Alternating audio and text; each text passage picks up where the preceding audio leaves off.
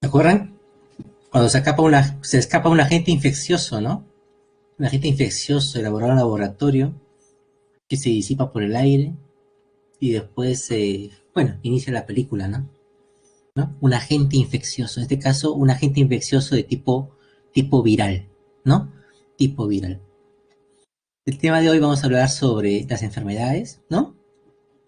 Higiene.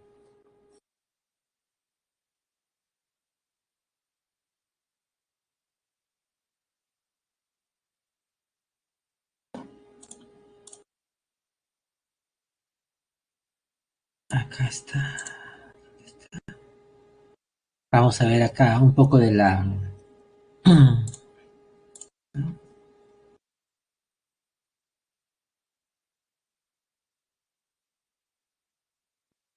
Bueno, el tema de las enfermedades es algo que nos acompaña desde mucho antes de que seamos seres humanos. Es decir, las enfermedades propiamente dichas existen desde los inicios de la vida, ¿no? Una, una célula eucariótica, una célula heterótrofa primitiva, ¿no? Fue infectada, ¿no? Una bacteria, ¿no? Y así se originó las mitocondrias y el cloroplasto, ¿no? El, hay bacterias que pueden infectar a células eucarióticas, ¿no? Y vivir en simbiosis con ellas, ¿no? Es decir, hay enfermedades, ¿no? A lo largo de la historia del ser humano, también hemos sufrido diferentes tipos de enfermedades o epidemias, ¿no? Y epidemias a lo largo de nuestra historia. Algunas de ellas están registradas en nuestro ADN. Por ejemplo, cuando sucedió la epidemia del virus del VIH, ¿no?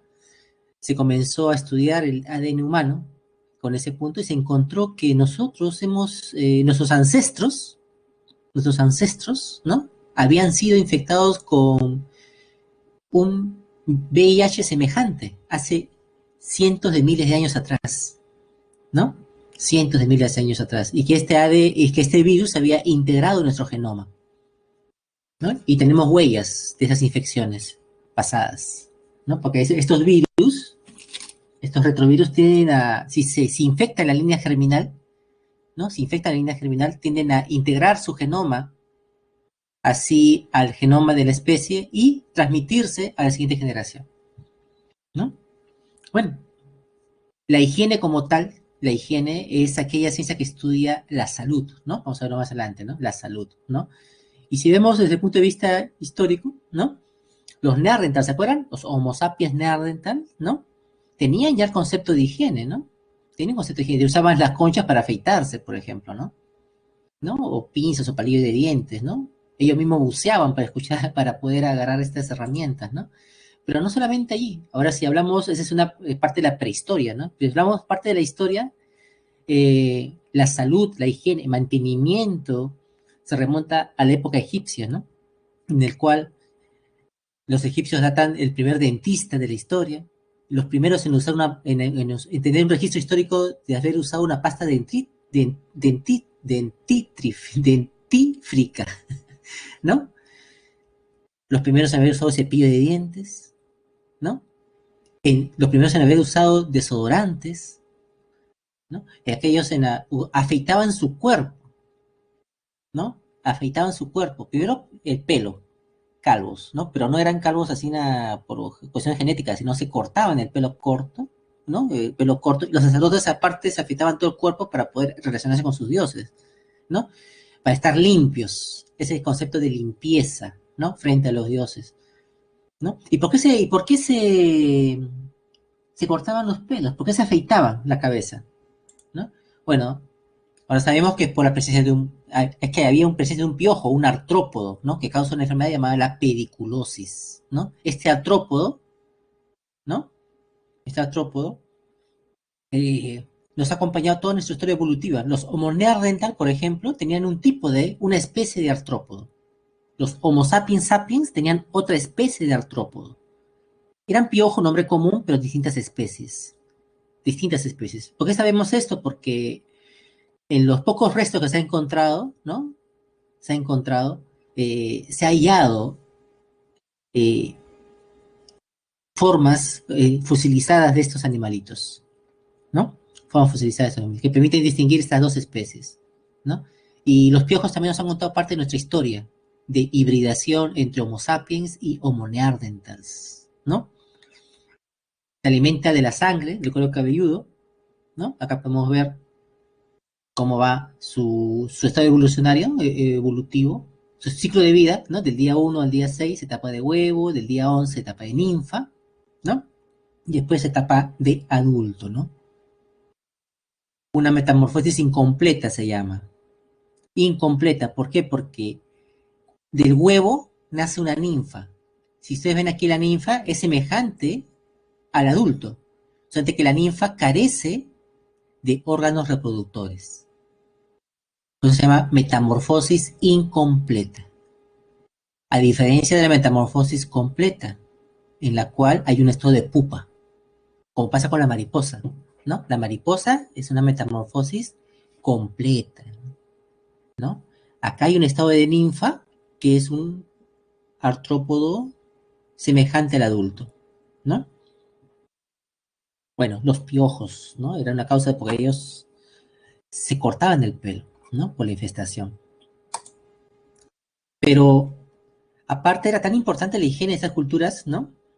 Que cuando se morían lo enterraban con sus utensilios, ¿no? Con sus disculpas de cabello, ¿no? Peines, etc., ¿no? O maquinillas de oro, ¿no? Y si vamos más allá todavía, este criterio de higiene, ¿no? Es muy considerado por los romanos, ¿no? En las termas romanas, ¿no? Que eran baños públicos donde la alta clase social se mezclaba con el pueblo, ¿no? Se mezclaba con el pueblo, ¿no? De ahí vienen los términos frigider, no sé si se acuerdan, frigider, ¿no? El frigider, donde uno guarda los alimentos en frío. Frigidarium eran las piscinas que tenían agua fría. Templado, que esté templado, el agua templada, agua tibia, tepidarium, ¿no? Y caldarium, agua caliente. Eran diferentes, tres tipos de piscinas distintas que había en estas termas, ¿no? En el cual el agua era sinónimo de limpieza, ¿no? El agua era sinónimo de limpieza. Pero los conceptos de higiene han cambiado en el tiempo, ¿no? Por ejemplo, en esta época, hacer tus necesidades en la piscina era algo cotidiano, ¿no?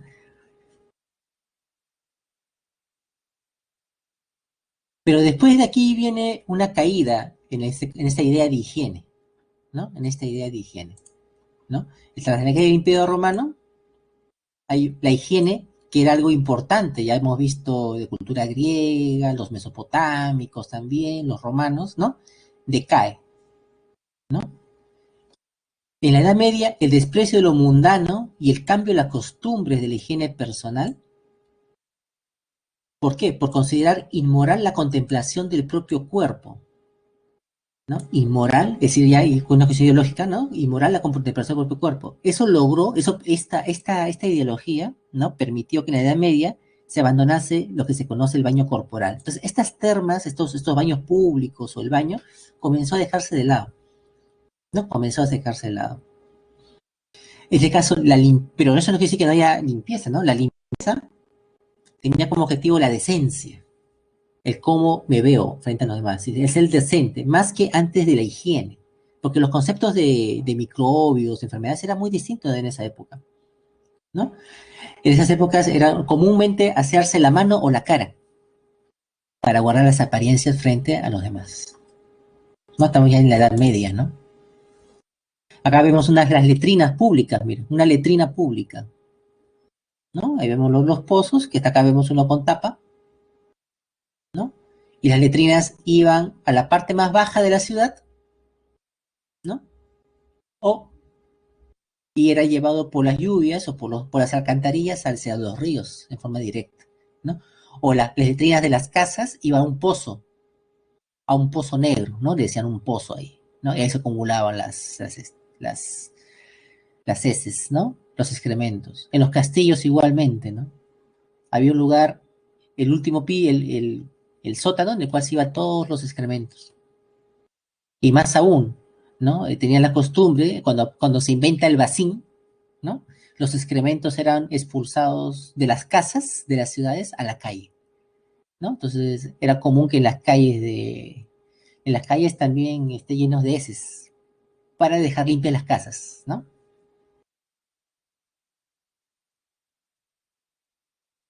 ¿No? En estos siglos, bueno, surge la fantasmagórica idea de en torno al agua, ¿no? La cual es percibida según lo siguiente, ¿no? Algo capaz de infiltrarse al cuerpo, por lo que el baño, en el mismo momento, adquiere un estatuto muy específico. Parece que el agua caliente, esa es la idea de esos tiempos, miren, en particular, fragiliza los órganos. El agua caliente, sabemos nosotros que el agua caliente abre los poros, ¿no? Pero en ese momento, en esas épocas, se pensaba que las enfermedades provenían del entorno. Es lo que decía Galeno. ¿Se acuerdan quién era Galeno? ¿No? El padre de la medicina, ¿no? ¿No? Las enfermedades están en el entorno, no dentro de uno. Entonces, cuando tú te lavas con agua caliente, se van a abrir los poros. Entonces, al abrirse los poros, eso malo va a ingresar al cuerpo y te vas a enfermar, ¿no? Esa es la idea y la idea de esa época. Entonces, los baños de agua húmedos, los baños húmedos comienzan a decaer por esta creencia también, ¿no? Para que no ingrese las enfermedades a tu cuerpo, los aires malsanos, decían, ¿no? Y ahí surge el lavado en seco, ¿no? Las prácticas de esa época también eran totalmente distintas, ¿no? ¿Qué importaba el dolor para sacar el diente? ¿No? Para sacar los dientes, ¿no? Los sacamuelas, ¿no? Es decir, ese concepto de salud de esa época, ¿no? Ah, sí, era sin anestesia, no existía anestesia. En las epidemias o las famosas pestes, los médicos inventaron la máscara. Este es el ancestro de la mascarilla que usamos ahora, ¿no? Con una nariz muy larga, con dos orificios para que pueda respirar. Toda la vestimenta era oscura, con un gorro negro. Realmente era fantasmagórico algo ver al doctor acercarse vestido así para tratarte, ¿no? Como producto, era una forma en la cual los doctores de esa época se querían proteger de la peste, ¿no? Se protegían de la peste. Bueno, y ahí llegamos al concepto ahora de lo que es higiene, ¿no? ¿No? Higiene es parte de la medicina que tiene por objeto la conservación de la salud, ¿no? Conservación de la salud y prevención. Acá hay dos componentes, ¿no? Prevención de enfermedades. Cuando hablamos de prevención de enfermedades, hemos de mencionar este concepto, profilaxis, ¿no? Los profilaxis son normas, ¿no? Normas para prevenir una enfermedad, ¿no? Por eso hablamos de los profilácticos, por ejemplo, ¿no? Los preservativos son profilácticos, dicen algunos, ¿no? Porque viene la palabra prevenir, ¿no? Profilaxis es lavarse las manos, ¿no? Los preservativos para prevenir enfermedades de transmisión sexual, ¿no? Lavarse las manos durante 20 segundos, ¿no? Con abundante agua y jabón es una medida profiláctica, ¿no? Lavar las frutas antes de consumirlas es una medida profiláctica. Son normas para prevenir enfermedades. Entonces, cuando hablamos de profilaxis, sinónimo prevención. Cuando hablamos de conservación de la salud, ¿no? Conservación de la salud. De aquí hablamos con un término relacionado que se llama homeostasis, ¿no? Homeostasis, ¿no? Entonces, si lo hablamos en sinónimos, la higiene es parte de la medicina que tiene por objeto conservar la homeostasis, ¿no? Y proporcionar tratamientos profilácticos, por ejemplo, ¿no? Medidas profilácticas, ¿no? Otro concepto de higiene, ¿no? Uno, la higiene es una ciencia. Una ciencia es algo que cambia en el tiempo, es una verdad que cambia. Hemos visto, que ahorita narrando la historia, ¿no? Que ese concepto de higiene va cambiando, ¿no? Va cambiando en el tiempo. La higiene es una ciencia, porque también plantea hipótesis que pueden ser demostrables, ¿no? Pueden ser someterse a experimentación. La higiene es una ciencia que enseña las medidas adecuadas que han de tomar para conservar la salud, ¿no? Lo que implica no únicamente la limpieza o aseo, no implica solo limpieza o aseo. ¿no? Sino tocar todas las vertientes de la vida de una persona, como la alimentación, una alimentación saludable, una actitud que prevenga, sal de tu casa, mantén 1,5 metros de distancia, usa tu barbillo, la mascarilla, etc., ¿no? Y los cuidados médicos.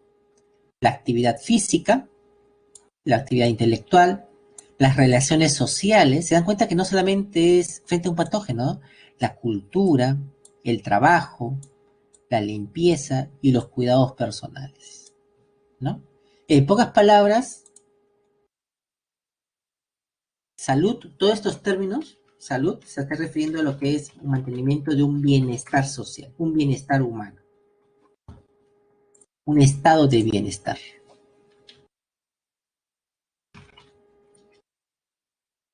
¿no? La higiene va a procurar ese estado de bienestar. Ese estado de bienestar que procura la higiene, ¿no? Estas medidas es lo que conocemos más adelante como salud, ¿no?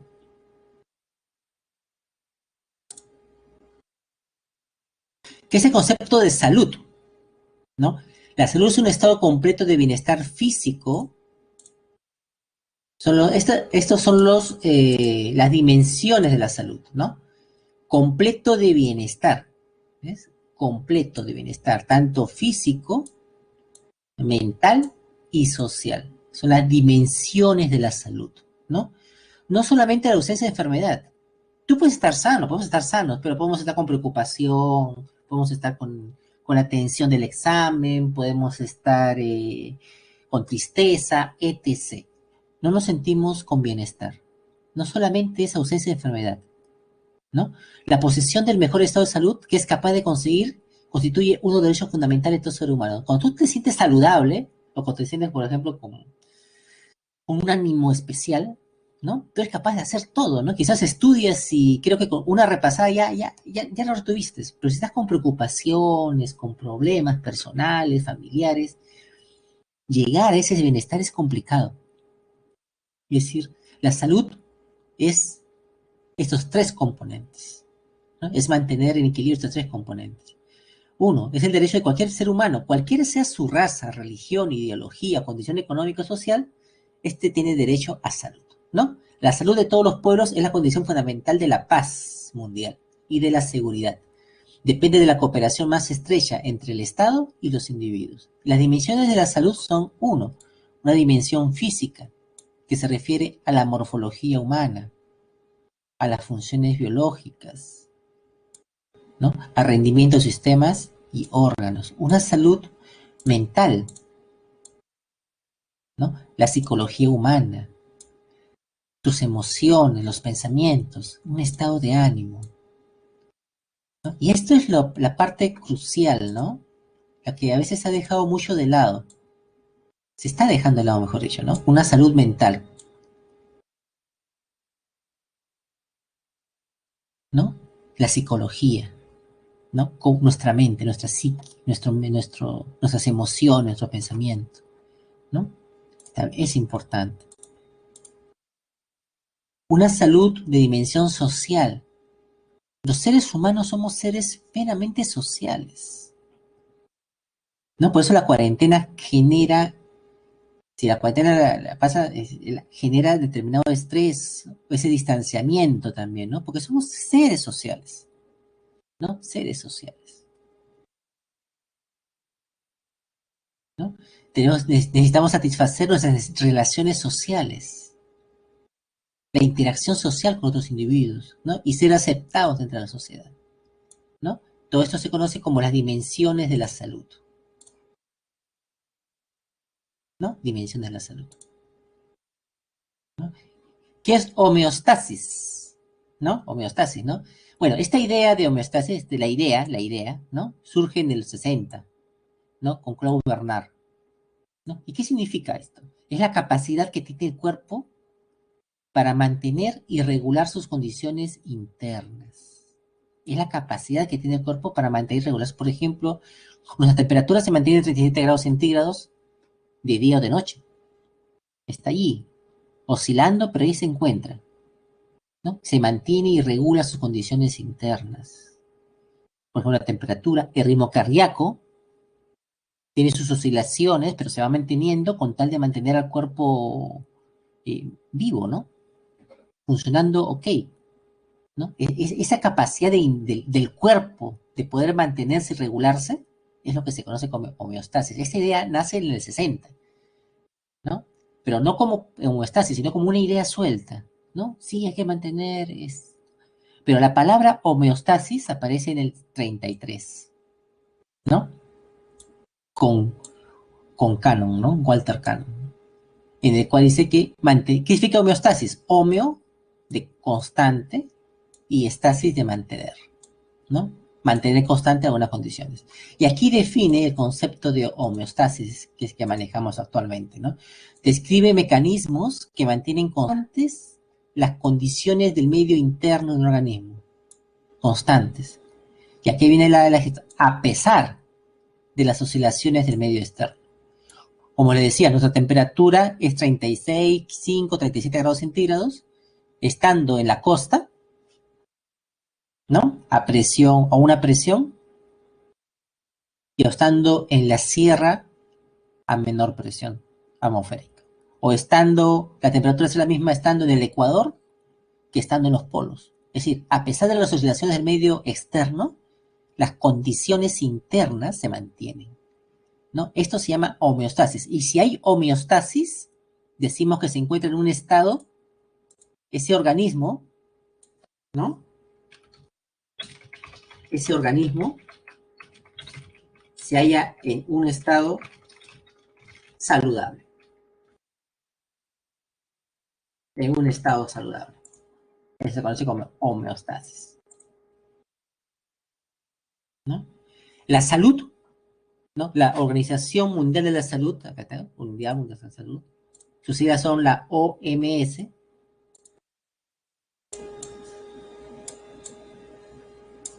o WHO en inglés, ¿no? Es la organización que vela por la salud a nivel mundial, ¿no? La que dicta las normas con respecto a higiene, salud, o lo que está viendo ahora el caso, ¿no? Los casos de COVID-19, por ejemplo, ¿no?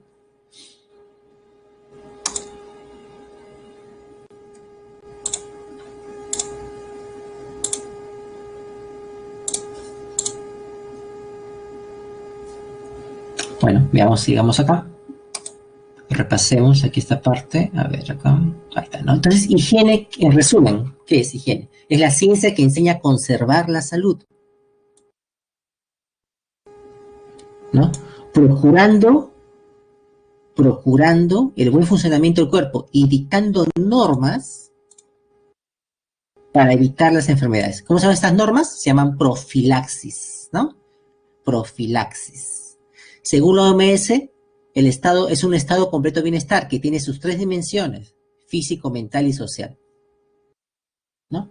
Físico, social. Como el curso es biología, el curso que estamos ahora es biología, vamos a ver la salud desde el punto de vista biológico.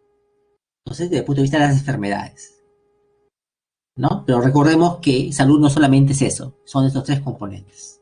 Pero por contextualizar el curso, vamos a verlo de salud desde ese punto de vista, ¿no? Y aquí hemos de definir qué es un agente patógeno. Un agente patógeno es aquel organismo que origina una enfermedad, como un virus, las bacterias, los protozoarios, hongos y algunos animales, otros animales. Por ejemplo, los artrópodos, ¿no? Como el piojo, ¿no? Como el piojo.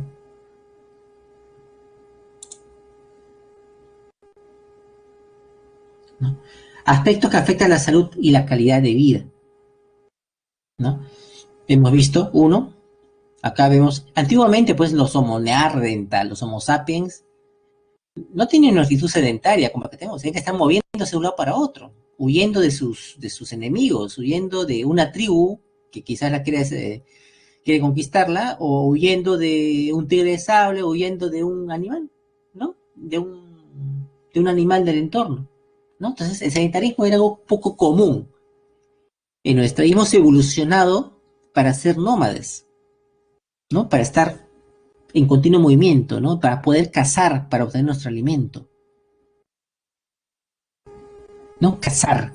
A pesar que pasamos una etapa del sedentarismo con la agricultura y la ganadería, aún así, ¿no? El ser humano salía a largas caminatas para obtener su alimento, para obtener agua, fuentes de recursos naturales, etc., ¿no? Etc. Pero la vida actual del hombre, desde 2700 en adelante, es una vida sedentaria, es decir, los últimos 300 años. Los últimos 300 años. Pero hemos tenido casi 100.000 años a más de una vida muy activa. Y nuestro cuerpo ha evolucionado a eso. O sea, la evolución nos ha llevado a que nuestros mecanismos se adapten a eso. Y de un momento a otro tenemos una vida realmente sedentaria, ¿no? Y esto provoca, bueno, afecta a nuestra salud, ¿no? Y la calidad de vida. Insomnio, bueno, la falta de higiene personal, la falta de relaciones personales, una dieta desbalanceada, ¿no? No realizar actividades de ocio, sumado a la contaminación ambiental, el estrés, la preocupación, ¿no? El consumo de sustancias tóxicas. Por eso es mejor tomar las cosas con tranquilidad, ¿no? Si no sales bien en el examen, no saliste bien. ¿No? ¿Diste mal tu examen? No diste mal. No, ¿para qué te vas a preocupar? ¿No? No te preocupes. Más bien, si te preocupas, te va a ir mal. ¿No? Tranquilo. Pero sí sé responsable con las cosas que vas a hacer. Estudia, repasa, reconoce tus puntos débiles, avanza. Te equivocaste, aprende de ese error. No digas, no ingresé, no digas eso, sino digo, mejor, lo más saludable es que tú puedas pensar por qué no respondí a esas preguntas, qué me pasó en ese momento. Utilizas tu raciocinio y dices, ya pasó esto, entonces voy a corregir, ¿no? Me voy a mejorar a mí mismo, ¿no? El estrés, ¿no? El consumo de sustancias tóxicas, etc., ¿no? Son son aspectos que van a afectar en forma negativa nuestra salud, ¿no? Y nuestra calidad de vida, ¿no? Las enfermedades, ¿no? Se clasifican en, uno, por su rapidez de aparición, se clasifican en enfermedades agudas y crónicas, ¿no? Y entre agudas tenemos acá a la gripe y al resfriado, ¿no? A gripe y resfriado. Y entre crónicas tenemos a la artritis, el asma y la diabetes.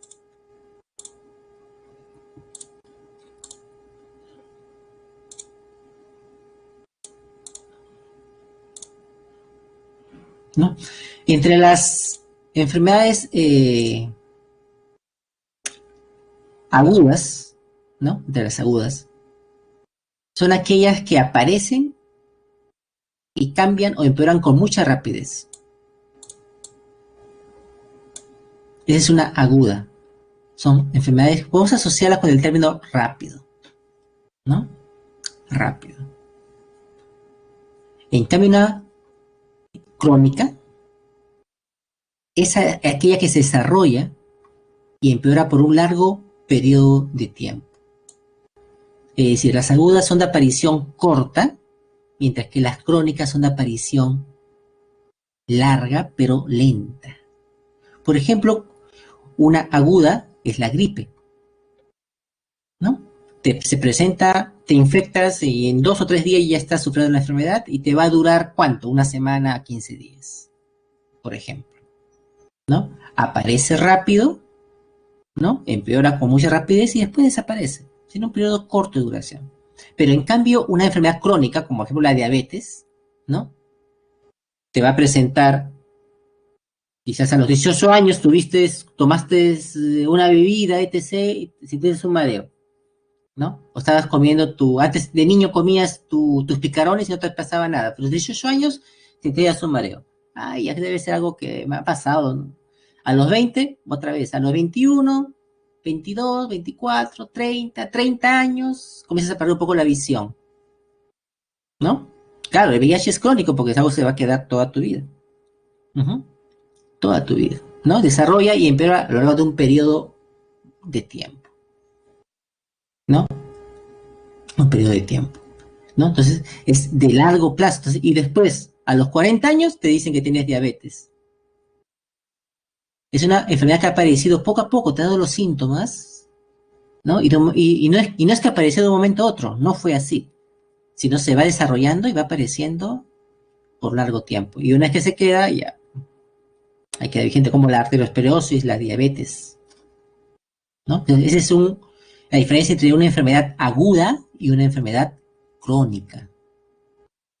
El asma es crónico también, por ejemplo, ¿no? Ahora, entre gripe y resfriado también son diferentes, la gripe y el resfriado, ¿no? La gripe, ¿no? La gripe, ¿no? Es causada por un virus, el virus de la influenza. H1N1, el virus de la influenza, causa la gripe. En cambio, el resfriado es causado por otros virus, los rinovirus o los coronavirus. Entonces, este SARS-CoV-2 es un resfriado, ¿no? No es una gripe, ¿ya? No es una gripe, ¿no? Y ambos tienen diferencias, ¿no? Uno,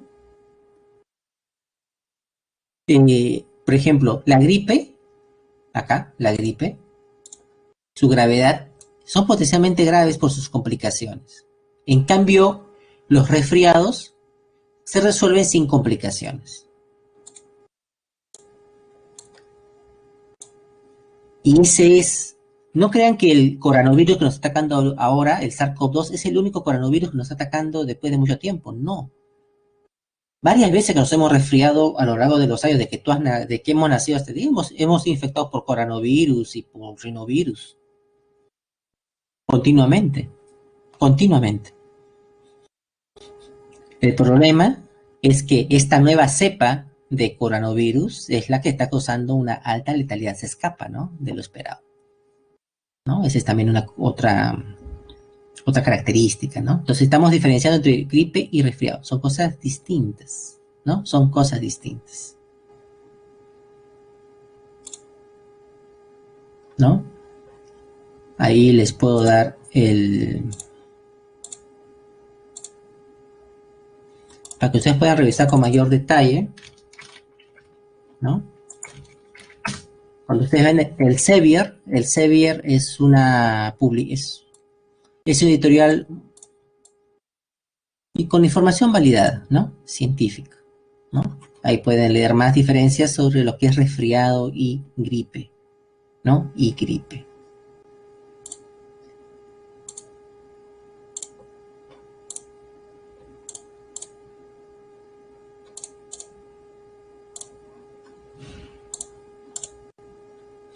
Bueno, ya hemos hablado de las enfermedades agudas y enfermedades crónicas. Agudas, como la gripe, aparecen rápido y duración corta. Y las crónicas van apareciendo lentamente y ya su duración es larga, ¿no? Como la diabetes, la artritis, el asma. Compañera que lo dijo, ¿no? El VIH en este caso es crónico, ¿no? Porque va a durar todo un largo plazo, una larga duración, ¿no? Uno, por la frecuencia, las enfermedades pueden ser esporádicas, por la frecuencia esporádicas, suceden de vez en cuando, es decir, no son muy frecuentes en la población, como un derrame cerebral, un paro cardíaco, ¿no? Son enfermedades esporádicas, ¿no? Se producen en Lima a la semana 1, 2 casos, en Chimbote 1, 3 casos, algo esporádico, ¿no? No hay una alta frecuencia de la enfermedad, ¿no? Endémica es cuando estos casos se producen en un lugar determinado, ¿no? En una provincia determinada, ¿no? Ahí recibe el nombre de endémico, ¿no? Ahí recibe el nombre de endémico, ¿no? En el Perú, ¿no? Tenemos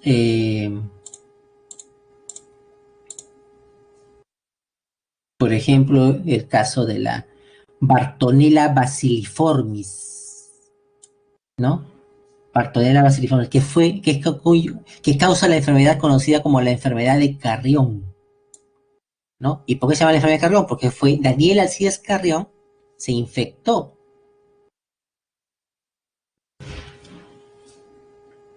con exudados de esta enfermedad, ¿no? Se infectó para poder demostrar que tanto la verruga peruana y la fiebre de la oroya eran causadas, porque antes de Daniel se pensaba que eran diferentes organismos que la causaban, ¿no? Y con el sacrificio que hizo Carrión, se demostró que ambas eran cuadros clínicos, aunque eran diferentes cuadros clínicos, pero eran cuadros clínicos de la misma enfermedad, es decir, causada por el mismo organismo patógeno, Bartonella bacilliformes, ¿no? Este caso, al que vamos a ver más adelante, está relacionado a veces estas enfermedades con los vectores. Por ejemplo, en el coronavirus, el SARS-CoV-2, ¿no? El vector es un caso de zoonosis, ese que es un caso de zoonosis, ¿no? Aquí no entra, ¿no? Coronavirus. Acá, en el caso de Bartonella bacilliformis, ¿no? Esta bacteria se aloja en unos insectos, ¿no? Un artrópodo, Klebsiella, ¿no? Klebsiella, los cuales también esos insectos, estos tipos mosquitos, también es vector de otra enfermedad llamada la leishmaniasis, ¿no? Estos insectos son vectores de dos enfermedades entonces. Uno, la leishmaniasis y la enfermedad de Carrión, ¿no? Y aquí podemos ver acá en un mapa, miren aquí el mapa, uno, de distribución del Psomia, el insecto. Ahí ese es el mapa de distribución del insecto. Y miren al otro lado, el mapa de distribución de la enfermedad. ¿Se dan cuenta la relación? ¿Se dan cuenta de la relación? Lugares donde está el insecto, se presenta la enfermedad, ¿no? Se presenta la enfermedad. ¿Cuál es el...? Ahí y la gran mayoría, ¿no? La gran mayoría, ¿no? Lugares donde se presenta el insecto, se presenta la enfermedad, ¿no? El estudio de la distribución de las enfermedades,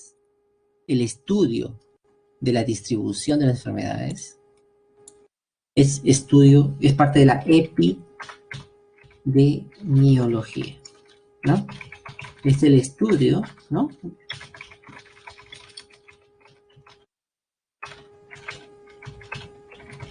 De enfermedades, para saber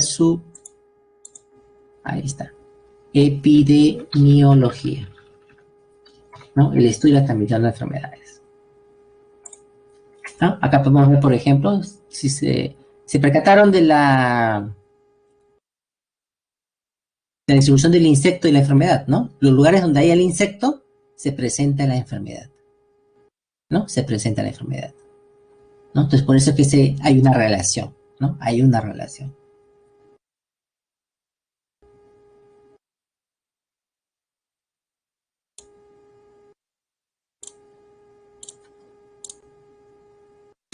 Ahí tenemos las enfermedades endémicas,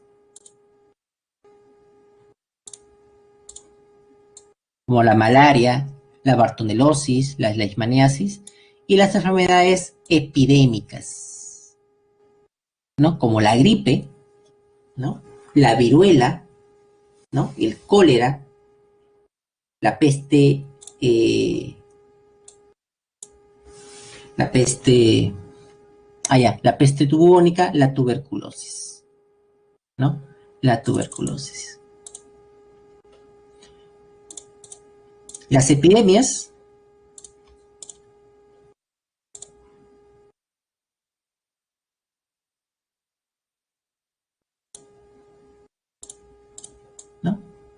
nos acompañan a lo largo de nuestra historia, ¿no? Acá podemos ver, ¿no? Como las plagas de Justiniano, la viruela. Un tercio total de la población japonesa falleció a causa de esta enfermedad. 1 millón de personas, ¿no? Acá, no sé, no, viruela japonesa. Sí. La epidemia del cólera, la plaga italiana, etc. Es decir, a lo largo de nuestra historia ha habido diferentes tipos de epidemias, ¿no? Epidemias a lo largo de nuestra historia. La epidemia del ébola, ¿no? Entre el 2014 y 2016 con 11.000 fallecidos, ¿no? Este es el SARS-CoV-2. El SARS-CoV-2. Pero ya previamente ha habido otra epidemia de SARS, de otro coronavirus, ¿no? Que es la epidemia del SARS entre el 2002 y el 2003, una, es otro coronavirus. La epidemia del MERS, que fue del 2012 hasta el presente, ¿no? Y actualmente, pues, el SARS-CoV-2, ¿no? Y el SARS-CoV-2, entre los coronavirus.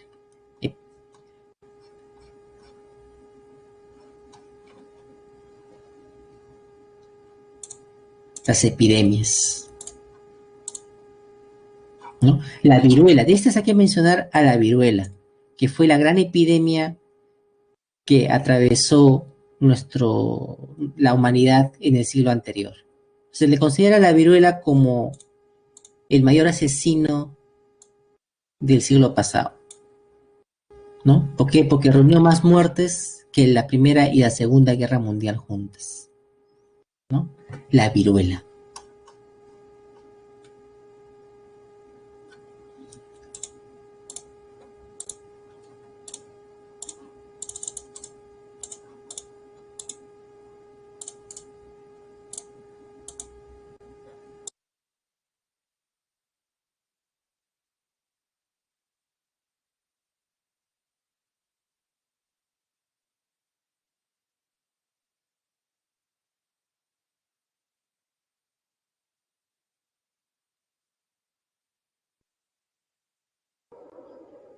Las enfermedades por su origen ahora, ¿no? Vamos a ver acá.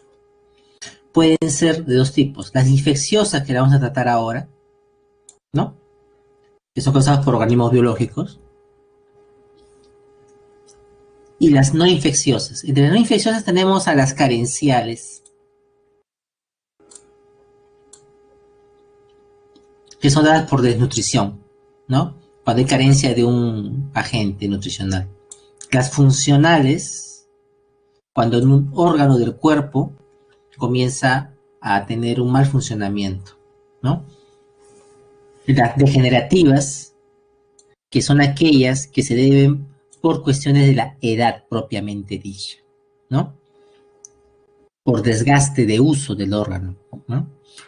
Las ocupacionales, debidas al trabajo, ¿no? Por ejemplo, la tortícolis del cuello, el túnel carpiano en la muñeca, ¿no? Las que padece el profesor o la persona que está conjunta, que está mucho tiempo frente a la computadora, ¿no? O ustedes han sentido quizás un dolor en su muñeca, ¿no? O en el ratón, está continuamente agarrando ratón, ¿no? Enfermedades ocupacionales, ¿no? Las congénitas son aquellas que son heredadas, ¿no? Heredadas. ¿Mm? Ahora tenemos dos términos: epidemiología, que es el estudio de las epidemias y de la distribución de las enfermedades; la infectología, que estudia el diagnóstico y prevención de las enfermedades; y la parasitología, que estudia el parasitismo, ¿no? Que es cuando un organismo ataca a otro organismo denominado el hospedador, ¿no? Por ejemplo, veamos estas noticias de acá, ¿no? En el primero dice acá que el coronavirus ha provocado que el sistema de salud peruano entre en crisis y, pese a que se han habilitado líneas de consulta y atención médica, no logra cubrir la gran demanda de los miles de ciudadanos preocupados por la enfermedad, ¿no? Y aquí habla un infectólogo. Habla un infectólogo que estudia el tratamiento, ¿no? Estudia el tratamiento de las enfermedades, que indica que las personas que presenten síntomas del nuevo coronavirus deben exigir ser tratados desde el principio, ¿no? Lo dice un infectólogo, alguien que estudia el tratamiento, ¿no? La gente debería pedir tratamiento desde el primer día, incluso por telemedicina, ¿no? Ahora hablemos de los epidemiólogos, por ejemplo. En la actual crisis, en el Perú solamente tenemos 38 epidemiólogos, solamente 38, para enfrentar los casos virales. Y donde la gran mayoría de ellos se encuentran en la capital. Y la mitad de ellos está ocupando un cuadro, un cargo administrativo. No está es un cargo administrativo, ¿no? Un cargo administrativo. Solamente creo que 16 de ellos están en campo, ¿no? Y principalmente en la capital, ¿no? Para que se den cuenta de la realidad a la cual nos enfrentamos, ¿no? No solamente de la realidad a la cual nos enfrentamos. ¿No? Epidemiólogos e infectólogos, ¿no? Ahora hablemos de Koch, ¿no? Koch establece unos postulados para el estudio de las enfermedades, ¿no? Y pues se le recuerda por dos cosas. Uno, porque es el que propone la teoría microbiana,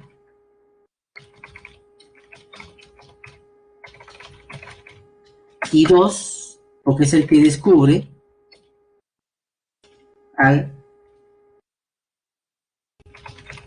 agente causante de la tuberculosis.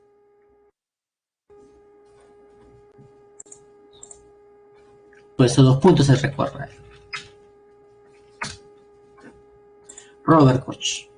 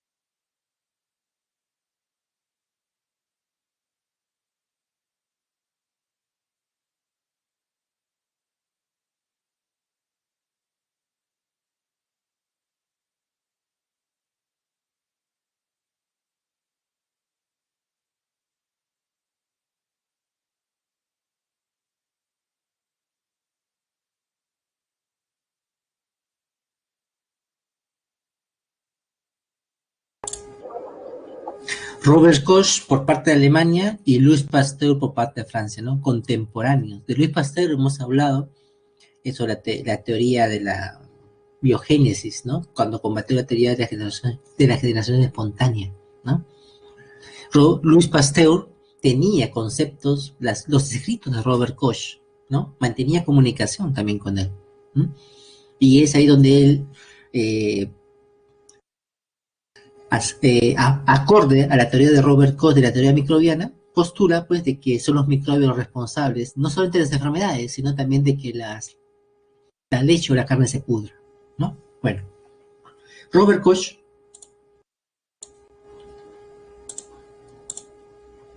¿no?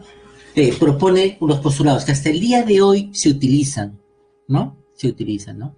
Uno,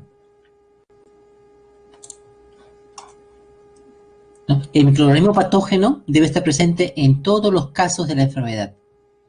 Por ejemplo, si hay alguien que posee el SARS-CoV-2, entonces SARS-CoV-2, y hay una persona sana, entonces se diría de que las personas, los sanos, no presentarían el patógeno, ¿no? No presentarían el patógeno. El microorganismo patógeno sospechoso debe estar presente en todos los casos de la enfermedad. Ahí miren bien claro, en los enfermos, ¿no? En los enfermos. Y ausente en los animales sanos, ¿no? Acá se ve un animal enfermo y un animal sano, ¿no? El animal enfermo Ahí vemos al animal enfermo. Ahí está en su sangre, ahí se puede ver ahí en su interior al patógeno sospechoso, mientras el animal sano no lo posee. ¿No? Aquí se puso la microscopía o la tinción. Segundo paso, el microorganismo sospechoso, el patógeno sospechoso, se puede cultivar en cultivo puro, es decir, se puede cultivar ex situ, es decir, fuera del cuerpo, fuera del cuerpo del animal, ¿no? Fuera del cuerpo, se cultiva en una placa Petri. En cambio, como el sano no posee el patógeno, este no va a presentar crecimiento en un cultivo artificial, ¿no? Tercer postulado, cuando este patógeno que se ha cultivado se utiliza para infectar a un animal enfermo, a un animal sano, disculpen, a un animal sano, este se va a enfermar. Entonces, las células de cultivo puro de microorganismo aislado debe causar la enfermedad en animales sanos.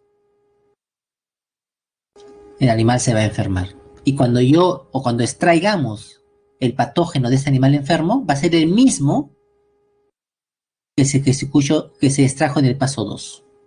Va a ser el mismo. Es lo que llamamos el paciente, ese es lo que se ha conocido ya en la ciencia ficción como paciente cero, ¿no? ¿Quién fue el primero, no? Y lo podemos haber visto en la película Guerra Z, ¿no?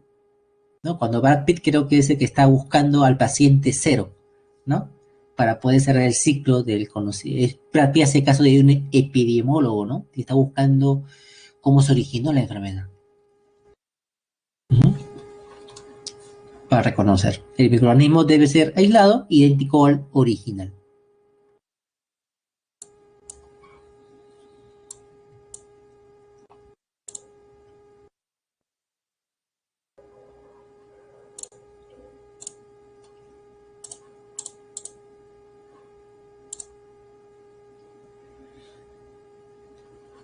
Aquí cumple el SARS-CoV-2 los postulados del Koch. Para los que les guste la lectura, les dejo ahí el texto. ¿No? Cumple, ¿no? Cumple, ¿no? Cumple el SARS-CoV-2.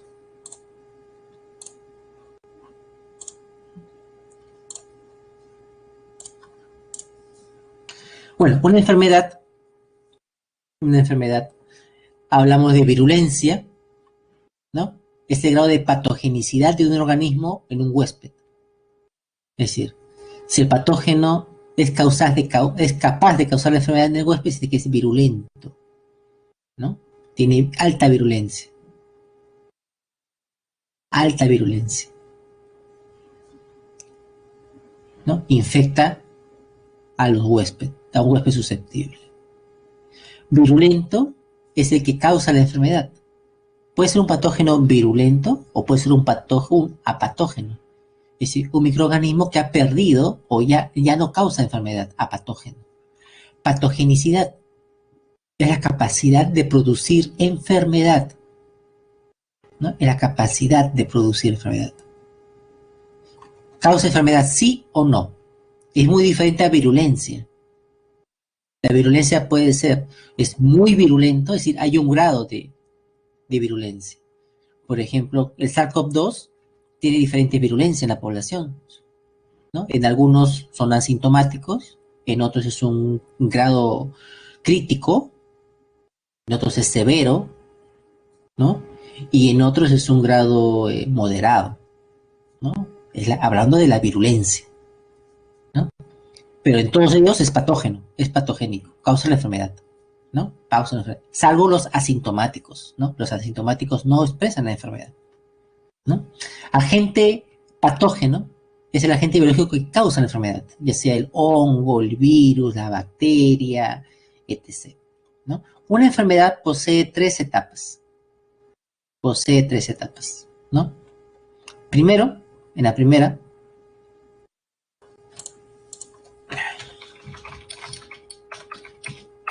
vamos a ver esto.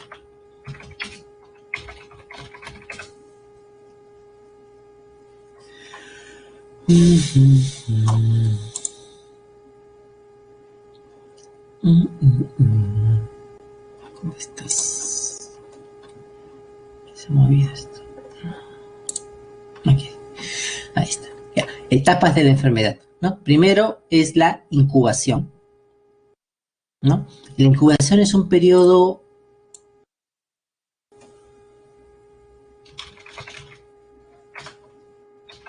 asintomático, es decir, sin síntomas.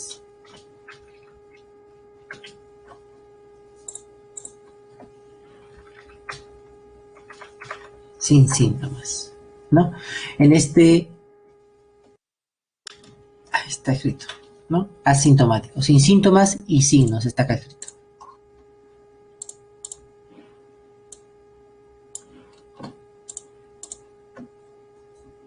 Sin síntomas y signos. En esta etapa podemos ver cómo la curva va subiendo, es decir, se está multiplicando la cantidad de patógenos, y después de la incubación aparecen ya los síntomas y signos.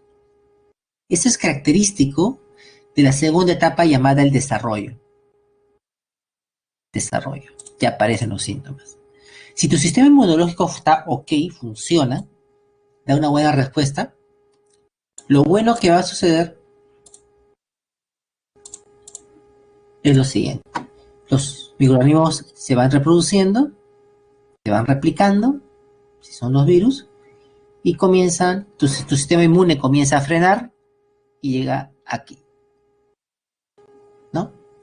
Su sistema inmune ya está dándole frente batalla y los patógenos comienzan a disminuir de tamaño, de cantidad en tu cuerpo. Esa disminución de patógenos se va acompañado una mejora del individuo, es decir, comienzan a disminuir los síntomas y los signos. Pero si tu sistema inmune no le hace frente a la batalla, lo que va a pasar es que no va a haber, tu sistema inmune no le va a dar batalla al organismo y va a seguir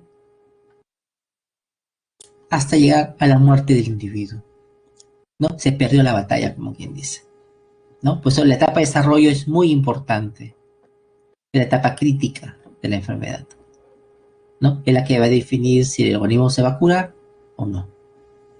Una vez que se van disminuyendo los síntomas y van estos desapareciendo, ¿no? Y ya cuando desaparece el último síntoma, entramos a la última etapa, que es la convalescencia, que es a la que menos importancia en nuestra vida diaria le damos, porque si apenas nos sentimos bien, decimos, ya me sané, y eso es falso. La convalescencia puede durar, por ejemplo, actualmente, dicen, ¿no? Has tenido SARS-CoV-2, ya te recuperaste, ya tienes que quedarte 15 días más en casa.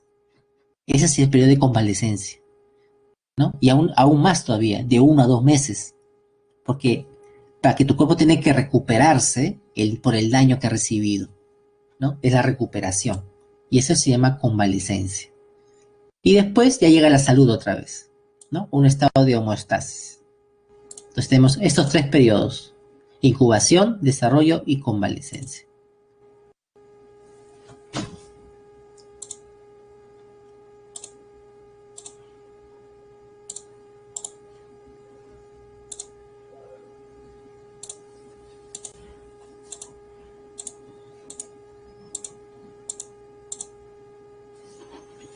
Acá vamos a ver la diferencia entre síntoma y signo. ¿Qué es un síntoma? Ahí vas al doctor y dices, doctor, ¿sabe qué? Tengo dolor de cabeza, me tiembla la mano derecha, siento sudoración. Es decir, lo que tú estás describiéndole al doctor es lo que se conoce como síntoma. Entonces dice que el síntoma, como es algo subjetivo, es una medida subjetiva, porque es lo que el paciente percibe, es una percepción del paciente, es lo que el paciente experimenta, pero el doctor no lo puede percibir. El paciente le puede decir al doctor, tengo visiones, veo todo de color amarillo, veo todo de color rojo, pero el doctor no lo puede percibir, es un síntoma, ¿no? Es un síntoma. Un síntoma es, tengo fiebre. El doctor usa el termómetro y ve que tu temperatura es normal. Entonces no es fiebre, es otra cosa. pero tú sientes fiebre. El doctor utiliza el termómetro y ahí ve 38 grados. Ah, sí, este ya lo detectó el doctor, eso se llama signo. ¿Qué es un signo? Es una manifestación objetiva. ¿Por qué? Porque se puede medir y observar.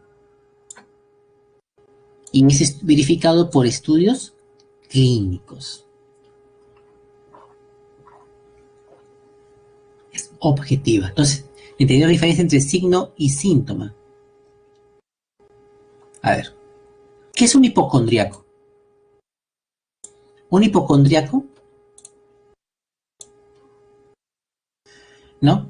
Es aquel que tiene una preocupación o el miedo de padecer o convicción de tener una enfermedad grave. Es una persona que piensa que tiene una enfermedad muy grave o varias enfermedades graves, ¿no? Pero cuando se explora físicamente, el doctor hace una revisión del paciente, no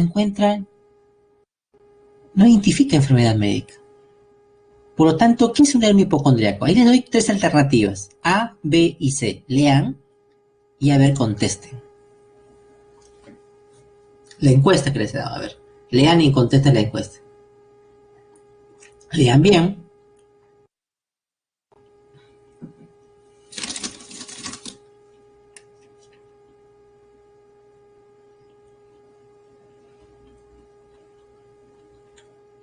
Bueno, son 31. Vamos, contesten.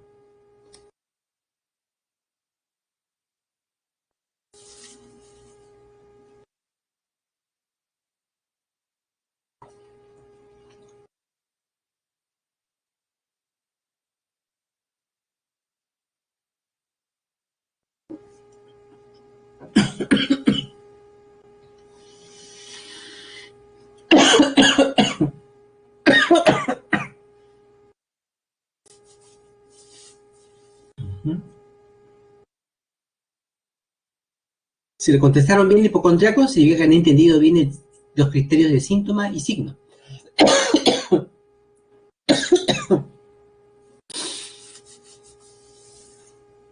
Muy bien.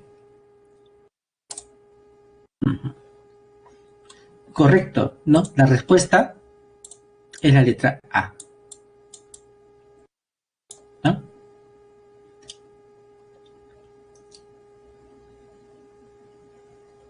Acá. Vamos a ver.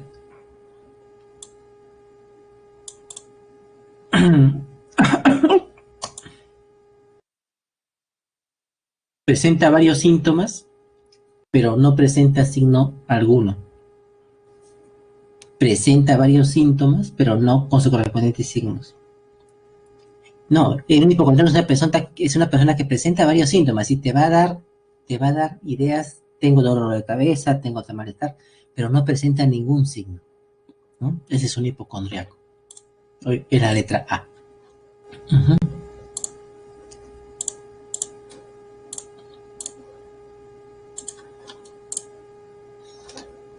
Muy bien. Las enfermedades se transmiten de forma de transmisión de enfermedad, ¿no? Uno, de forma directa, cuando es por contacto personal, ¿no? O en forma indirecta, mediante el agua, el alimento, animales o objetos. Cuando hablamos de animales, de forma indirecta, es cuando el animal es un intermediario. Y ya estamos hablando allí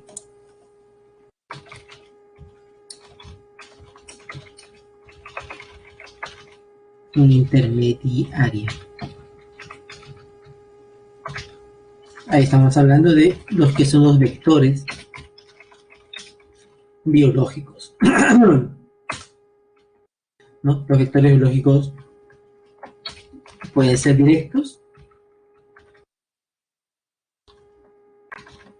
o pueden ser indirectos.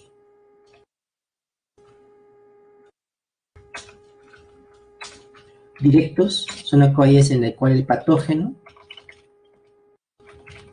lleva a cabo parte de su ciclo de vida. en el animal. En cambio, los indirectos son aquellos en el cual el patógeno es transportado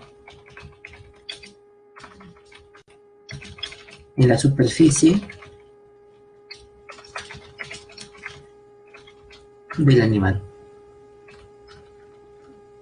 Esa es la diferencia entre los vectores biológicos. Uno directo, por ejemplo, es la Bartonella, la Bartonella, se transporta dentro del animal, lleva parte de su ciclo de vida en el animal. Indirecto es transportado en superficie, como la mosca, la cucaracha. La mosca, la cucaracha. ¿No? Toca la basura y en la noche camina sobre la comida, la papa, las frutas, etc., ¿no? Transporta al patógeno, ¿no? Caso de los indirectos. O tomar agua contaminada, o alimentos contaminados, o agarrar objetos, ¿no? El pasamanos, por ejemplo, ¿no? Indirecto. Y la forma directa, cuando hay contacto personal, ¿no? Hay un contacto, tocar la mano de la otra persona, las enfermedades de transmisión sexual, ¿no? Es forma directa. Y la otra forma es la zoonosis. La zoonosis, ¿no? En la cual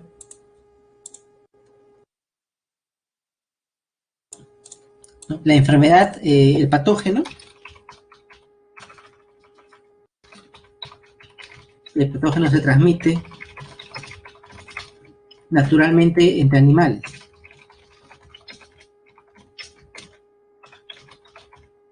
Entre animales. Pero circunstancialmente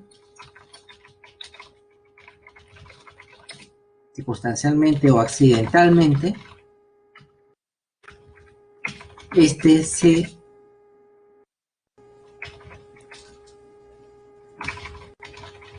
transfiere e infecta a humanos, ¿no? Eso se llama zoonosis. La rabia, por ejemplo, es común entre los animales, entre ellos, pero el ser humano no forma parte del ciclo, ¿no?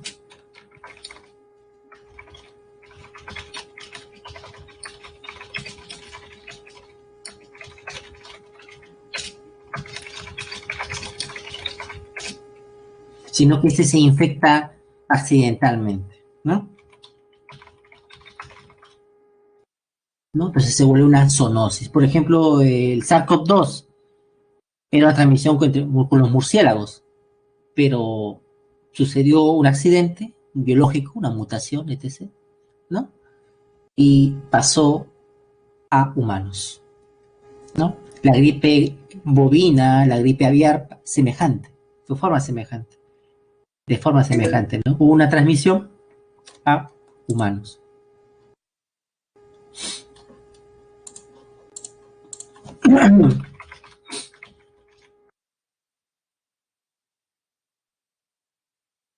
Esos son los armadillos.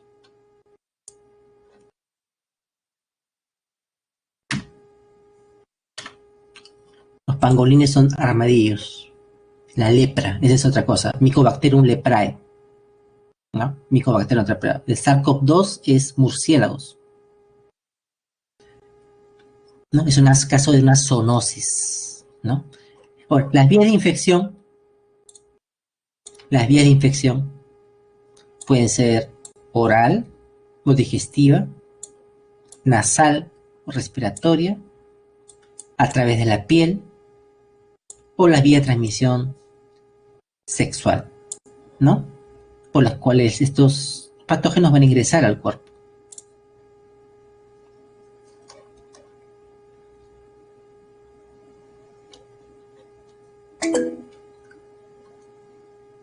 Mecanismo directo. No cualquier enfermedad. No cualquier enfermedad puede contagiarse por zoonosis.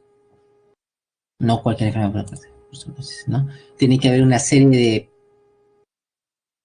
de cambios para que el patógeno sea pasa al humano. Por ejemplo, los peces tienen varios tipos de enfermedades, los peces, ¿no? Pero la enfermedad de los peces, sus nemátodos, por ejemplo, no pasan a humanos, ¿no? No pasan a humanos. Pero es feo ver un pez con nemátodo, ¿no?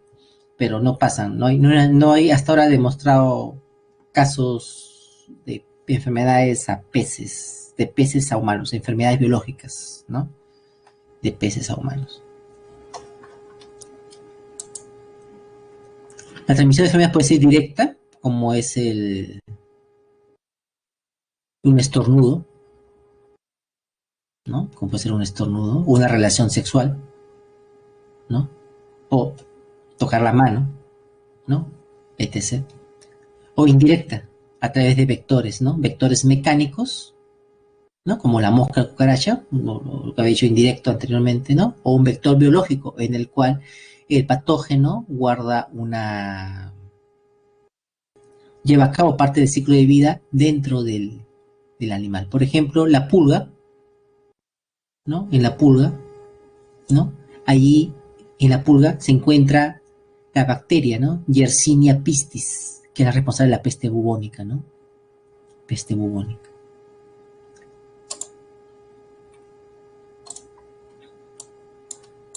Las enfermedades virales, acá tenemos ya la gripe, es un virus de ARN, ¿no? Tenemos la poliomielitis, otro virus de RNA, ¿no? Infección oral o nasal, el sarampión. Entre la polio y el sarampión, ¿no? El sarampión y el también oral, nasal, igual que el anterior, pero también puede ser por la conjuntiva ocular. La rabia es de transmisión cutánea, ¿no? Cuando la saliva del perro, gato o murciélago atraviesa a través de su mordedura o arañazos por la piel, ¿no? El dengue, ¿no? Cutánea, por la picadura del mosquito, ¿no? El mosquito Aedes, ¿no? El mosquito Aedes, ¿no? Enfermedades virales. Enfermedades bacterianas, la tosferina, que es la conocida como la tos convulsiva, ¿no? Bordetella pertussis, la bacteria, ¿no? La fiebre tifoidea, la salmonella tifi, el cólera, que es el Vibrio cholerae, que en Perú hubo una epidemia de cólera por los 80, ¿no? La bartonelosis, de la que hemos hablado, Bartonella bacilliformis, la enfermedad de Carrión. Tuberculosis, el bacilo de Koch. Él descubrió la tuberculosis, el causante que le llamaba pues, Mycobacterium tuberculosis. La sífilis, que es causada por una bacteria que transmisión sexual, la Treponema pallidum, ¿no? La tuberculosis, o también conocido como bacilo de Koch, ¿no? Bacilo de Koch, porque fue quien lo descubrió, ¿no? Uno se transmite por vía respiratoria. Una persona tose, libera las partículas y la otra respira e infecta sus pulmones, ¿no? E infecta sus pulmones. Acá se ha movido. Un ratito. Aquí se ha movido.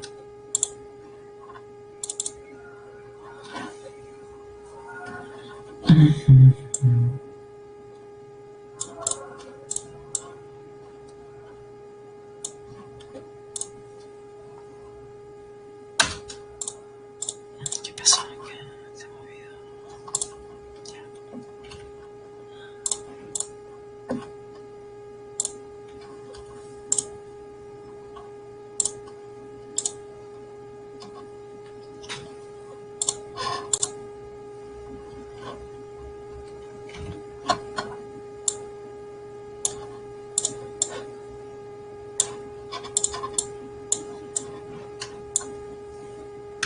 ¿No? La tuberculosis,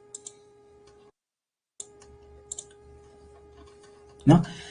Uno, el sistema inmunitario no elimina la bacteria, pero lo deja multiplicarse y produce la infección, ¿no? El bacilo de Koch comienza a infectar los alvéolos pulmonares, ¿no? Existe un 10% de riesgo que la infección se reactive y desarrolle la enfermedad. Existe un 10% de desarrollar una doble infección, es decir, que otra vez se infecte el individuo con tuberculosis, ¿no? Con tuberculosis. Por el segundo caso es que se cure el individuo de forma espontánea, ¿no? O tercer caso, que como los individuos que tienen SIDA o el VIH tienen un sistema inmune pobre, sean afectados directamente por tuberculosis, ¿no? Por eso se llaman inmunodeprimidos, ¿no? Inmunodeprimidos, porque tienen el sistema inmune debilitado.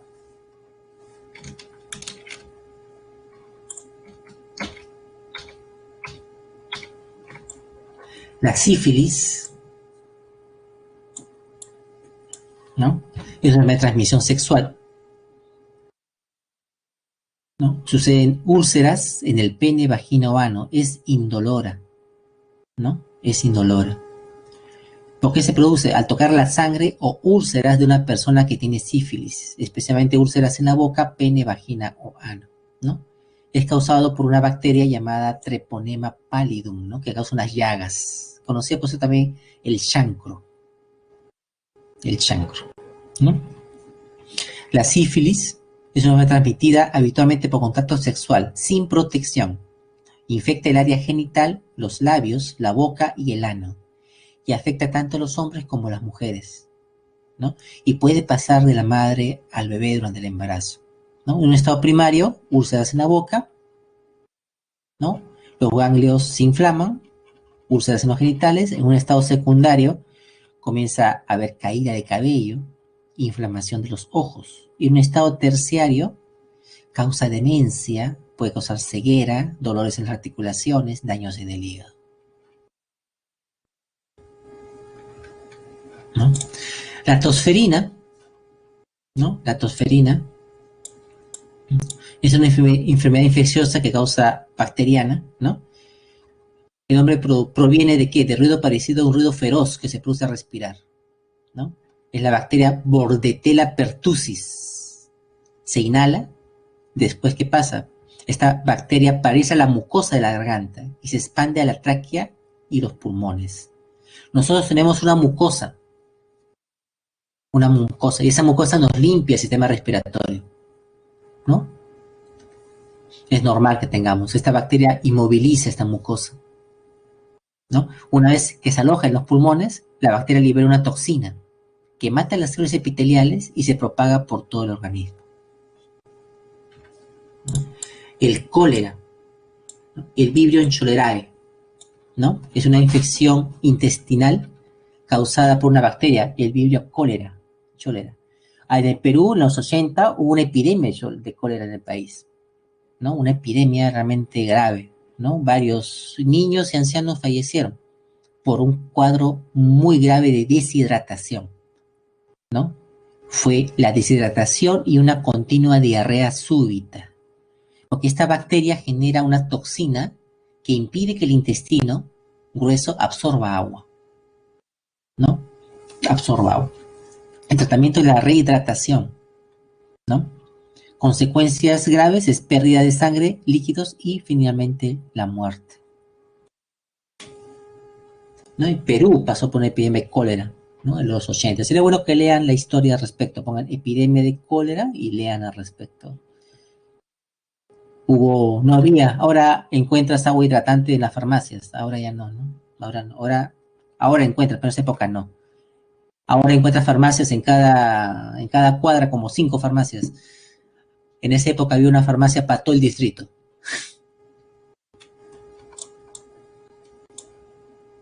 Realidad totalmente distinta. La fiebre tifoidea, ¿no? Es una enfermedad causada por el bacilo de Hebert, el bacilo de Ebert, Salmonella typhi, ¿no? Se contagia al consumir alimentos contaminados con heces fecales, ¿no? Por ejemplo, cuando se prepara la mayonesa, es común el enfermarse con salmonela. ¿Por qué? Porque recordemos que para preparar la mayonesa se utilizan los huevos también. Y los huevos salen por la cloaca de la gallina. Y si el huevo no se lava bien, cuando se rompe el huevo, parte de las bacterias que están en la cáscara pasan al alimento, ¿no? Entre ellas salmonela, ¿no? Por eso cuando se prepara la mayonesa con el huevo hay que lavar bien el huevo antes de usarlo, ¿no? Y mantener congelado el producto, ¿no? Las bacterias ingresan al cuerpo y al intestino. Del intestino la bacteria se propaga por el torrente sanguíneo. Puede llegar a la vesícula, al hígado y otras partes del cuerpo, ¿no? Hay que tener cuidado, comer en la calle, cortarse las uñas, lavárselas al agua las manos continuamente, consumir agua hervida clorada y mantener la casa libre de desechos. ¿Por qué las uñas? Porque cuando uno se limpia después de defecar, puede quedarse en las uñas restos de heces, ¿no? Que no nos percatamos. Enfermedades micóticas causadas por hongos, tenemos el hongo de la tiña del cabello, ¿no? Microsporum trichophytum, ¿no? Vía infección cutánea, que es diferente, ¿no? Al hongo causante del pie de atleta, ¿no? Del pie de atleta, que es causada también por Candida albicans o también por Microsporum trichophytum, ¿no? La tiña de los pies, Candida albicans, y el pie de atleta, ¿no? Causada por Microsporum trichophytum, ¿no? Se transmite de una persona a otra, ¿no? O por mascotas portadoras del hongo. Tienes tu perrito caminando por tu casa y caminas tú por el mismo piso, pero sin sandalias, por ejemplo, ¿no? O con los pies descalzos, ¿no? Puede también transmitirse así.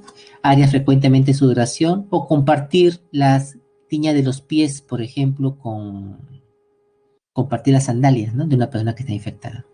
La micosis pulmonar aguda por Histoplasma capsulatum, infección nasal, ¿no? Por la inhalación de esporas del hongo, ¿no?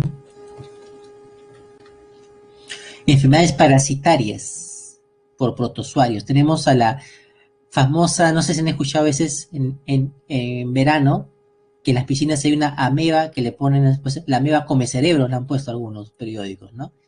Es una ameba que se llama Entamoeba histolítica, ¿no? Es una ameba que ingresa por las fosas nasales, ¿no? O por los oídos, cuando uno entra a la piscina, etc., ingresa por las cavidades, ¿no? Y se desplaza al cerebro, ¿no? Y comienza a alimentarse de la materia, causando dolor de cabeza y finalmente la muerte del individuo, ¿no? Tripanomiasis o la enfermedad de Chagas, el Trypanosoma cruzi, es un protozoario, ¿no? Contaminada por la picadura de heces de un insecto, un artrópodo llamada Triatoma infestan, ¿no? Y el otro es la plasmodiosis, que es otro protozoario, Plasmodium, pero que es transmitida por otro insecto, ese insecto llamado Anopheles.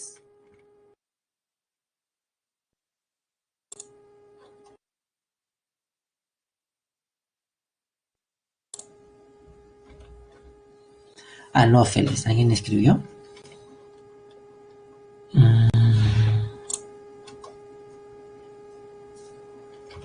Anopheles, ¿no? Entonces, los tripanosomas por Triatoma infestan, ¿ven? Como de ahí viene el nombre, ¿no? Y las plasmodiums, exactamente por los insectos llamados anófeles, son los mosquitos, ¿no? Acá vemos a un niño tomando agua infectada sería entamoeba, ¿no? Entamoeba. Acá al centro vemos a Triatoma infestans, que parece una cucaracha, ¿no? Triatoma infestans, ¿no? Transmite, aquí está en la sangre, se ve en el morado, a los Trypanosomas cruzi, ¿no? Y a la derecha vemos a los mosquitos, ¿no? Anófeles, ¿no? Que son los transmisores del Plasmodium, ¿no? En la enfermedad de Chagas, ¿no? En la enfermedad de Chagas, que es causada por el Trypanosoma, ¿no? Aquí vemos al insecto, ¿no? Triatoma infestans. Este insecto, del chinche, ¿no? Pica al enfermo y toma sangre con tripanosomas, ¿no? En el insecto, ¿no? Este insecto, el insecto Trypanosoma, ahí podemos ver ahí, pasa un ciclo de vida.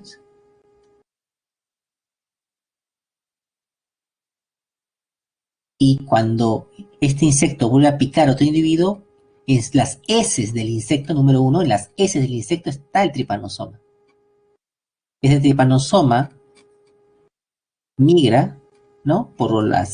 Ingresa a la piel e inyecta y llega a la sangre. Y en la sangre, ¿no? Es decir, en pocas palabras, el insecto no transmite al Trypanosoma por su picadura, sino por sus heces, ¿no? El Trypanosoma se divide dentro de macrófagos, las células del hígado, vaso y corazón, ¿no? Por eso causa anemia. Y después estos tripanosomas de la persona enferma ingresan a otro insecto y así se va transmitiendo por picadura de insectos, ¿no? En el caso del Trypanosoma cruzi, ¿no? Y es que en los insectos, tanto aquí en el chinche como en el mosquito, el patógeno lleva a cabo parte de su ciclo de vida sexual, su fase sexual, ¿no? En los mosquitos o en el chinche. Ahí lleva a cabo su fase de vida sexual, ¿no? De allí, por ejemplo, en el caso del mosquito, es diferente, ¿no? El mosquito va a transmitir, ¿no?, al plasmodium por su picadura, por la saliva. Lo transmite al humano. El mosquito infectado pica, inyecta saliva con esporozoitos a un ser humano. Estos esporozoitos van a llegar al hígado humano y comienzan a destruir al hígado. Y del hígado nacen los merozoitos. Estos merozoitos van a infectar los glóbulos rojos, los van a destruir. Por eso va a causar una anemia, ¿no? Estos merozoitos se van a transformar en gametocitos, ¿no? Esa es la fase asexual. En el humano se lleva a cabo la fase de vida asexual del parásito, ¿no? Y estos gametocitos van a seguir su ciclo de vida, necesitan al mosquito para seguir su ciclo de vida. El mosquito vuelve a picar y se cierra el ciclo. Es ahí se lleva a cabo la fase sexual de reproducción del protozoario. Enfermedades causadas por el minto, tenemos la taeniosis por Taenia solium, la famosa tenia, ¿no? La cisticercosis, Cysticercus celulosae, ¿no? Las dos formas de taeniosis y cisticercosis, ¿no?, son formas causadas por el mismo parásito, Taenia solium, ¿no? Taenia solium, ¿no?, es el gusano, platelminto, es un platelminto. Cysticercus celulosae es el platelminto, pero es la forma cisticerca, ¿no? Y esta es la forma adulta, por decirlo, Taenia solium. Y la tirosis es semejante a la tenia en forma, es un platelminto también, Echinococcus granulosus, ¿no? En este caso, alimentos con agua contaminada con ese que contienen huevos de la tenia del perro. Es una zoonosis. Esto va continuamente entre el perro y la oveja, pero accidentalmente pasa al humano, ¿no? La hiratidosis. La faciliosis, igualmente, ¿no? La fasciola hepática. Ataca a los animales, pero cuando el humano consume verduras con metacercarias, con los huevos de estos animales, se infecta. La ascariosis, ¿no? No es una zoonosis, ¿no?, pero es parte de la infección humana también. Ascarilombricoides, ¿no? Son nemátodos, y la enterobiosis también es otro nemátodo, Enterobius vermicularis, ¿no? La taeniosis, acá tenemos la Taenia solium, ¿no? Es el agente patógeno y tenemos las dos formas. La taeniosis, que es el gusano con los troglótidos, alargado que puede llegar a 2 metros dentro del intestino, y la cisticercosis, que son las larvas que se alojan en el músculo o en el cerebro, ¿no? La hiratidosis es una zoonosis, ¿no? Este patógeno, que es un platelminto, Echinococcus granuloso, pasa de perro a oveja. pero casualmente hay una ingesta de alimentos contaminados por el humano. Y esto va a formar los quistes hidatídicos en el humano. Es una zoonosis, la hidatidosis, ¿no? Quistes en el cerebro, en los pulmones, en el corazón, en el hígado e intestino. La ascariosis es causada por un nemátodo. Acá vemos los nematodos, ¿se acuerdan? La hembra es más grande que el macho, ¿no? Este nemátodo se aloja, ¿dónde? Ascaris lumbricoides, en el intestino delgado. Ahí se aloja. Ahí pone sus huevos y con las heces del humano, ¿no? Salen los huevos al ambiente, ¿no? En regiones de alta pobreza, donde no hay lugares de servicios higiénicos adecuados, esta es una enfermedad común, ¿no? Las ascaris. La Enterovirus vermicularis también es otro nemátodo, pero a diferencia de ascaris, que se aloja en el intestino delgado, ¿no? En el intestino delgado, ascaris, intestino delgado, el enterovirus se aloja en el intestino grueso. Aquí está, el intestino grueso, acá en el número 3, ¿no? Y las hembras grávidas, aquí dice grávidas, significa las hembras con huevos, salen en la noche por el ano. Aquí podemos ver cómo están saliendo por el ano para poner sus huevos. Y eso provoca que los niños, o que son los principalmente infectados por estas enfermedades, se rasquen el ano. Y después, ¿qué pasa? Esa misma manito, contenida con los huevos, lo introducen a su boca y otra vez se cierra el ciclo. O a veces los niños comparten chuparse el dedo con el otro niño. Y es ahí donde se contagia, ¿no? La enterovirus vermicularis.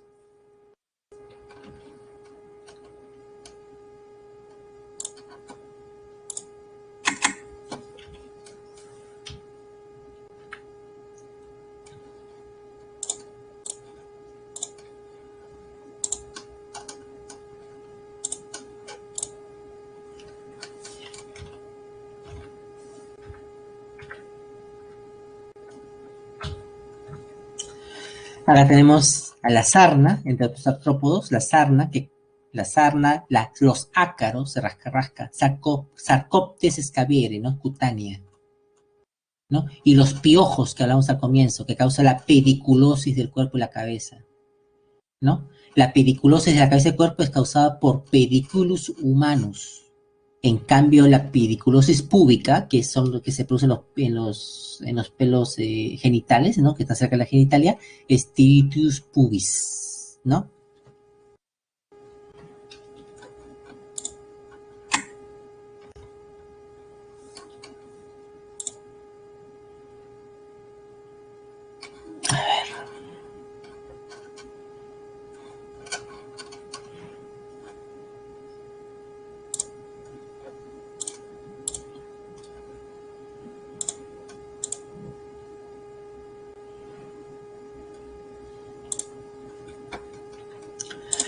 A ver, pregunta número 1, dice, cuando en el colegio un profesor está enseñando a sus alumnos normas de higiene, ¿no? Normas de higiene. Respecto al ambiente donde vive, a los alimentos apropiados y a su modo de preparación y aseo personal, ¿qué dominio de la medicina está utilizando en su clase? Aquí la respuesta es la letra A. Está usando la higiene. Porque no está hablando no está hablando de la distribución de la enfermedad, que es la epidemiología. No está estudiando el tratamiento frente a patógenos, que es la infectología. No está estudiando parásitos. Es la 1, letra A. 2. El concepto de estado de homeostasis que exhibe un organismo corresponde a ¿qué? Corresponde al estado de salud, recordemos, ¿no? Señale usted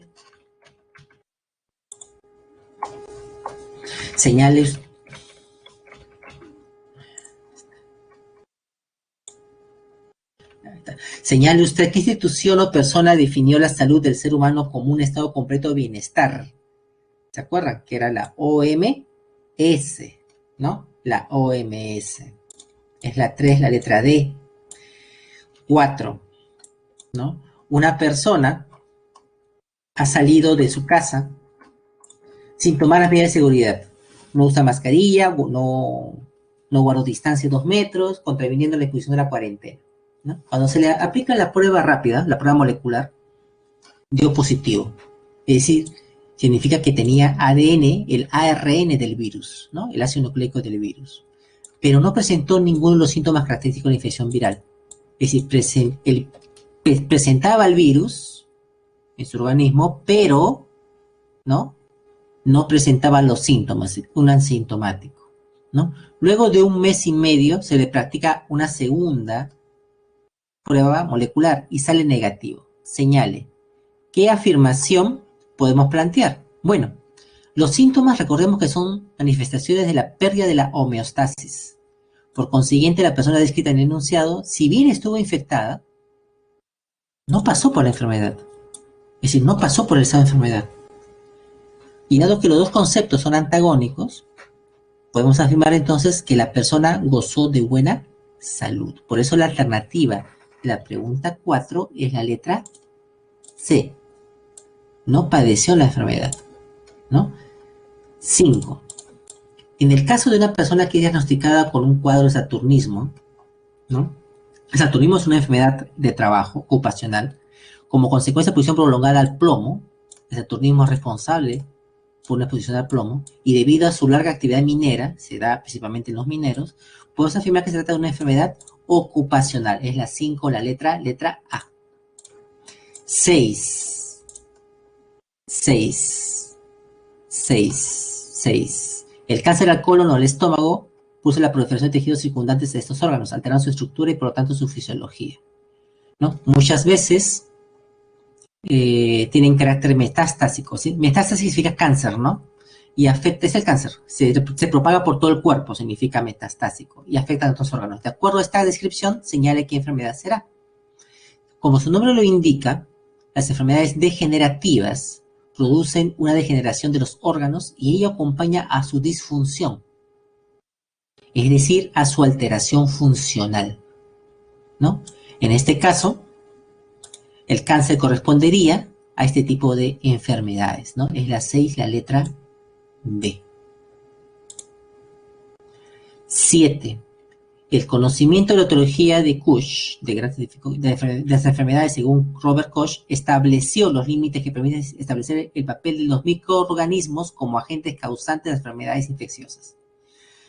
Por tal producto, su trabajo se conoce como, bueno, él postuló la teoría microbiana de las enfermedades, es la 7, letra A. 8, le voy a decir las alternativas. 8 es la letra D. 9, Octavio acude al neumólogo, es el que estudia enfermedades respiratorias, porque tiene voz tos seca, fiebre alta, dolor de garganta, una ligera pérdida de sentido de olfato. El médico en las circunstancias actuales sospecha de coronavirus. Sin embargo, dada su información académica, le obliga a pedir pruebas de laboratorio para estar seguro. Esta determinación del médico obedece, ¿no?, a concepto científico como. ¿A qué se debe? ¿A virulencia? No, es a los postulados de Koch, ¿no? Las pruebas de laboratorio que va a exigir corresponden al postulado de Koch. Ese tratamiento con el cual se trata es el principio para tratar cualquier enfermedad, ¿no? La letra 10, la respuesta es la letra C. 11 es la letra A. 12 es la letra C. 13 es la letra A. 14 es la letra B. Y 15, la tiña, el pie de atleta son enfermedades causadas por hongos, ¿no? Fúngicas.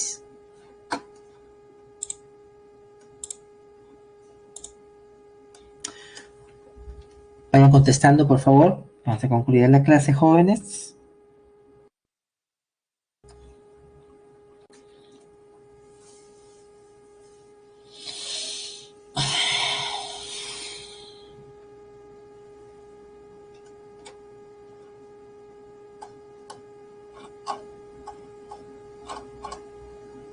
Vamos a concluir la clase, jóvenes.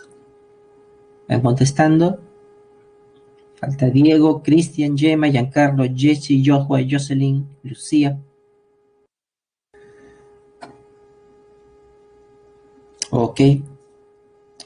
Hasta la siguiente semana, jóvenes. Chao. Chao, chao, chao.